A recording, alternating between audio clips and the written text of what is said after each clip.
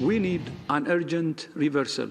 A reversal, the WHO's Director General saying Wednesday, from the majority of COVID vaccines going to high-income countries to instead going to low-income nations. Even while hundreds of millions of people are still waiting for their first dose, some rich countries are moving towards booster doses. The World Health Organization is now calling for a moratorium on vaccine boosters until at least the end of September. It's part of a push to vaccinate at least 10% of the population of every country. Last week, the Israeli president received a third shot, kicking off his country's campaign to give booster doses to people 60 and older, in part to tackle the spreading Delta variant. It's a rollout that should be paused, according to the WHO, until the global vaccine supply is beefed up. We need instead to focus on those people who are most vulnerable, most at risk of severe disease and death, to get their first and second doses. And the UN agency says so far more than 4 billion vaccine doses have been administered globally.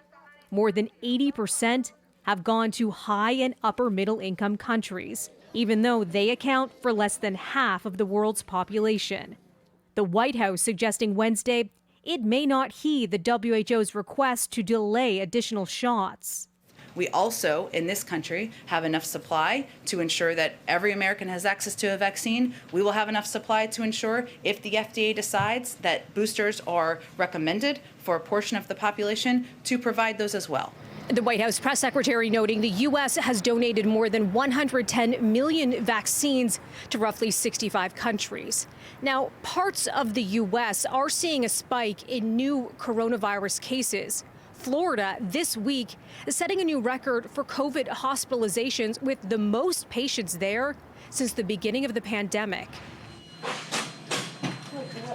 Just 5 states now account for nearly half of new infections in the past week across the U.S., with Florida leading the country in hospitalizations. The state has more than 11,000 coronavirus patients seeking care. Florida's governor downplaying the outbreak and promising to block mask mandates and tight restrictions. In terms of shutting down, we're not shutting down. Last week, he issued an executive order barring schools from requiring face coverings, saying it should be up to parents to decide. Melissa Duggan, City News.